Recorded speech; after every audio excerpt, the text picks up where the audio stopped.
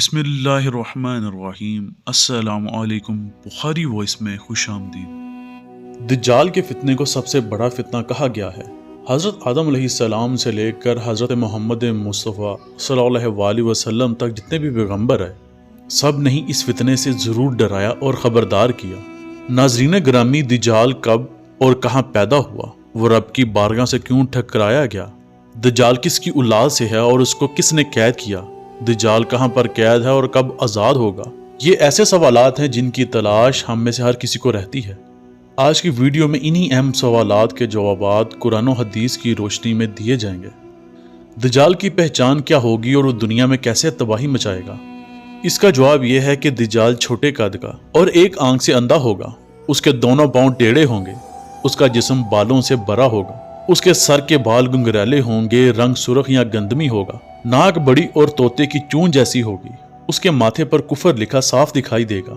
जब वो जाहिर होगा तो मुसलमान बआसानी उसे पहचान लेंगे, जब वो ज़ाहिर होगा तो लोगों को बड़ा परहेजगार दिखाई देगा, पर अंदर से काफरों की तरह जालिम होगा। जब उसके पैरोकार काफ़ी हो जाएंगे तो वह खुदा होने का दावा करेगा। वो बहुत बड़ी सवारी पर सवार होकर गर्दिश करेगा, जिसकी दोनों आंखों के दरमियान लंबाई तकरीबन 40 गज के करीब होगी। वो झूठा फरेबी इंसान होगा। दज्जाल अरबी जुबान का लफ्ज़ है जिसका उर्दू में मफहूम धोखा या फरेब देने वाला है। उसके पास बेतहाशा दौलत खजाने होंगे, वो बेशुमार नहरों पर काबज होगा। इसकी इजाज़त के बगैर कोई भी शख्स उसके दौलत खजानों या नहरों से पानी नहीं पी सकेगा। नाज़रीन ग्रामी, इस बात का खुदा के अलावा किसी को नहीं पता कि दज्जाल कौन है और कहाँ से आया है। कुछ रवायात इस तरह बयान की जाती हैं कि दज्जाल हज़रत आदम अलैहिस्सलाम के दौर में आया था, जबकि कुछ का कहना है कि यह हज़रत सुलेमान के दौर में जन्नात इंसानों के मिलाप से पैदा हुआ है। इसके अबाउ अजदाद को तो वहाँ ख़त्म कर दिया गया, जबकि दज्जाल को कैद खाने में बंद कर दिया गया। ये अभी भी वहाँ मौजूद है।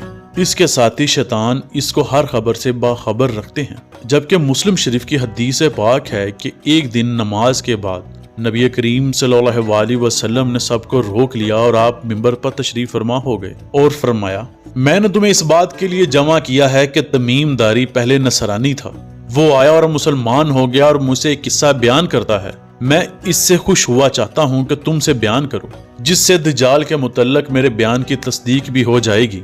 तमीम दुरानी ने बताया कि वो एक बड़ी कश्ती पर सवार हुए थे। उसके हमरा कबीला लहम और जज़ाम के 30 शख्स भी मौजूद थे। वो समंदर में सफर कर रहे थे कि समंदर में तूफान आ गया। वो तूफान 30 दिन तक जारी रहा। वो सफर कर रहे थे कि उनकी नजर मगरब की तरफ एक जजीरे पर पड़ी, जिसको देखकर वो बहुत ही हैरान हुए। वो कश्तियों में बैठकर उस जजीरे की तरफ चले गए। जब वो जजीरे की तरफ गए तो उनको जानवरों की शक्ल का एक जानवर नजर आया। उस जानवर के जिस्म पर बेशुमार बाल थे। उन्होंने उससे पूछा कि तुम कौन हो? उसने जवाब दिया कि मैं दज्जाल का जासूस हूँ। इस गिरजे में एक बंदा है जो बेचैनी से तुम्हारा इंतजार कर रहा है। तो जब हम उस गिरजे में गए तो हमने एक बहुत ही खतरनाक बंदा देखा। इससे पहले हमें जिंदगी में ऐसा शख्स दिखाई नहीं दिया था। उसका सारा जिस्म जंजीरों से बंधा हुआ था। हमने उस बंदे से पूछा कि तू कौन है? उसने कहा, आप सबको मेरा पता तो लग गया है, तुम लोग बताओ कि तुम कौन हो? उन लोगों ने कहा कि हम अरब के लोग हैं, हम समंदर में सफर कर रहे थे कि समंदर में तूफान आया। इसके बाद हमें ये जजीरा नजर आया, हम इस जजीरे पर आ गए। उसने कहा कि बेसान शाम का इलाका की खजूरों में फल आता है या नहीं? हमने कहा, जी आता है। उसने जवाब दिया कि बहुत जल्द वहाँ फल नहीं आएगा। इसके बाद उसने पूछा कि बहरे तबरिया के मुतल्लक बताओ कि इसमें पानी मौजूद है। हमने जवाब दिया, इसमें बहुत ही पानी है। उसने कहा, बहुत जल्द ही इससे पानी खत्म हो जाएगा। फिर उसने पूछा, जुगर शाम की बस्ती के चश्मे के बारे में मुझे बताओ कि इसमें पानी है, क्या लोग खेतों में इससे पानी सैराब करते हैं? हमने कहा, इसमें बहुत ही ज्यादा पानी है, लोग इसके पानी से बेशुमार फायदा उठाते हैं। फिर उसने पूछा कि नबी आखिरुल ज़मान का सुनाओ। हमने उससे कहा कि वो मक्का से हिजरत करके मदीना तशरीफ ले आए हैं। उसने पूछा कि क्या अरब के लोगों ने उनके साथ कोई जंग की है? हमने कहा, अरब के लोगों ने जंग की है। उसने पूछा कि फिर क्या नतीजा निकला? हमने कहा कि वो अपने इर्द गिर्द के इलाकों में गालिब आ चुके हैं, लोग उनकी इताअत कबूल कर चुके हैं।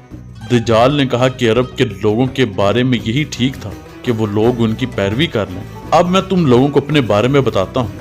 उस खतरनाक शख्स ने कहा कि मैं दज्जाल हूँ, मुझे यहाँ से बाहर निकलने की इजाज़त बहुत जल्द ही मिल जाएगी। उसने कहा कि 40 दिन के अंदर अंदर पूरी दुनिया में दाखिल होकर तबाही मचा दूंगा।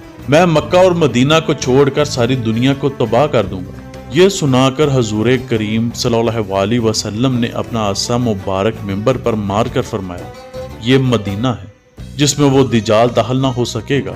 میں تم لوگوں کو یہی بتایا کرتا تھا کہ دجال نہ تو شام کے سمندر میں ہے اور نہ یمن کے سمندر میں۔ حضور صلی اللہ علیہ وسلم نے مشرق کی طرف اشارہ کرتے ہوئے فرمایا، بلکہ وہ مشرق میں ہیں۔ حضرت تمیم داری اور ان کے ساتھیوں نے جس جزیرے پر دجال سے ملاقات کی تھی، اس کے بارے میں آج تک کسی کو پتہ نہیں چلا، بلکہ اس کے بارے میں بہت سارے دعوے کیے جاتے رہے ہیں کہ وہ پرسرات جزیرہ کہاں ہے جہاں دجال زنجیروں میں قید ہے۔ کچھ لوگوں کا کہنا ہے کہ یہ بحیرہ عرب میں سقوطرہ نامی جزیرے میں قید ہے۔ یہ ملک یمن کا حصہ ہے اور ساحل سے 400 کلومیٹر کے فاصلے پر موجود ہے۔ اس جزیرے پر رہنے والے جانور اور چند پرند ساری دنیا سے بہت مختلف ہیں، جبکہ کچھ لوگ بحر اوقیانوس کے علاقے کو ہی دجال کا جزیرہ کہتے ہیں۔ جو بھی چیز وہاں جاتی ہے وہ واپس نہیں آتی۔ اس جزیرے میں بے شمار جہازوں اور کشتیوں کے حادثے ہو چکے ہیں۔ اس جزیرے میں انسانوں کے ساتھ مختلف واقعات پیش آتے رہتے ہیں۔ اس کے علاوہ اس جزیرے میں بہت ہی زیادہ سمندری طوفان آتے ہیں اور یہ برمودا ٹرائی اینگل کے نام سے مشہور ہے۔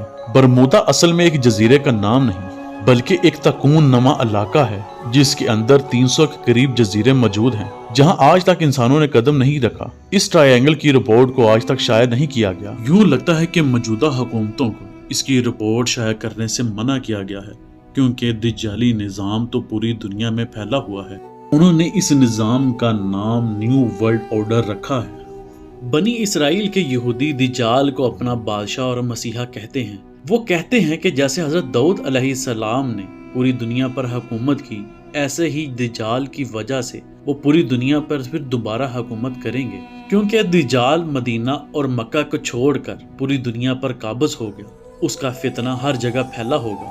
دجال کے متعلق مختلف فلمیں بھی بنائی جا چکی ہیں جس میں یہودیوں نے اسے اپنا مسیحا قرار دیا ہے۔ حال ہی میں ایک مووی بلیک ایڈم کے نام سے بھی آئی ہے، جو ایسے شخص کے ہی بارے میں ہے کہ جس کو 5000 سال پہلے قید کیا گیا اور یہی ظاہر کیا جاتا ہے کہ وہی مسیحا ہے اور اس صدی میں وہ آزاد ہوگا۔ اس کے پاس دیو مالائی طاقتیں ہوں گی جس سے یہودی دوبارہ اس دنیا پر حکومت کر سکیں گے۔ دجال کیونکہ شیطان کا ہی ایک کرندہ ہے، اس لیے شیطانی نشانات، جن کو لومناتی سائنس بھی کہا جاتا ہے، اس فلم میں واضح طور پر بنا کر دکھائے گئے ہیں، یہاں تک کہ یہ نشان بنا کر اس مسیحا سے مدد بھی مانگی گئی ہے۔